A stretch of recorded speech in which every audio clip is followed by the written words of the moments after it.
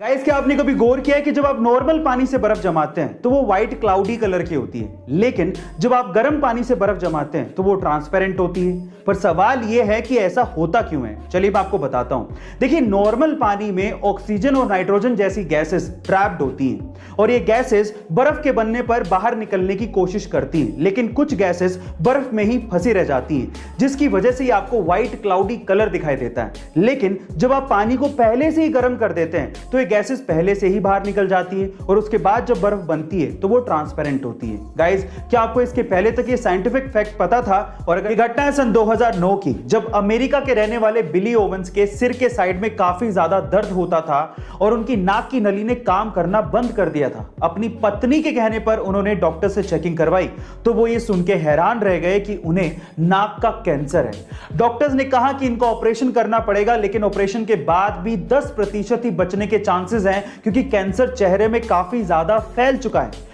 Operation के बाद उनके आधे चेहरे के साथ साथ उनकी आंख भी निकालनी पड़ी थी, पर वो कैंसर सरवाइव कर गए थे। लेकिन आज आलम यह है कि वो अपनी उंगली को मुंह में डाल के आंख से निकाल लेते हैं और इसी लुक की वजह से उन्हें फिल्मों में ज़ॉम्बी का रोल मिलता है। जी हां गाइस, वो रियल लाइफ ज़ॉम्बी की तरह ही है। आपको बिली ओवेंस की स्टोरी कैसी लगी कमेंट सेक्शन में जरूर लिखेगा।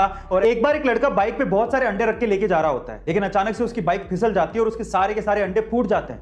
आसपास के लोग तब इकट्ठा होकर उसे टोंट करना शुरू कर देते हैं कि तुझे दिखाई नहीं देता है क्या, तुझे ढंग से बाइक नहीं चलानी आती है क्या। इतने में ही उस भीड़ में से एक बूढ़ा सा अंकल निकल के आता है और उस लड़के से कहता है कि बेटा, तुम्हारे सारे अंडे फूट गए हैं, अब तुम अपने मालिक को क्या जवाब दोगे? चलो मैं तुम्हारी मदद करता हूं, ये मेरे पास 30 रुपए हैं, तुम रख लो। उस बूढ़े अंकल को देखकर आसपास के बाकी लोग भी उस लड़के की मदद करने को आगे आते हैं और थोड़ा थोड़ा पैसा देते हैं। इतने में उसके पास अंडे जितने फूटे थे उतने पैसे इकट्ठे हो जाते हैं और वो बाइक पे तब जाने वाला होता है। इतने में ही पीछे से कुछ लोग उसको बोलते हैं कि तुम बहुत लकी हो, अगर वो बूढ़ा अंकल ना होता तो तुम्हारा आज क्या होता। तो फिर वो लड़का जो कहता है वो आप लोगों को सुनना चाहिए। वो लड़का कहता है कि वो बूढ़ा अंकल ही मेरा मालिक था। गाइस, आपको इस कहानी में क्या समझ में आया कमेंट सेक्शन में जरूर लिखिएगा और ऐसे अमेजिंग वीडियोस के लिए शेयर सब्सक्राइब। आखिरकार टोक्यो ओलंपिक में हमारा गोल्डन डे आ चुका है। 7 अगस्त 2021 यानी आज के दिन को हिंदुस्तान के इतिहास में बच्चा बच्चा लंबे समय तक याद रखेगा, क्योंकि आज ही के दिन हरियाणा के एक छोरे ने हिंदुस्तान के लिए टोक्यो ओलंपिक में उसका पहला गोल्ड मेडल जीत के हिंदुस्तान के नाम कर दिया। मैं बात कर रहा हूं नीरज चोपड़ा की, जिन्होंने जेवलिन थ्रो में 87.58 मीटर रिकॉर्ड तोड़ भाला फेंक के प्रतिद्वंदियों को पीछे छोड़ते हुए गोल्ड मेडल अपने नाम कर लिया।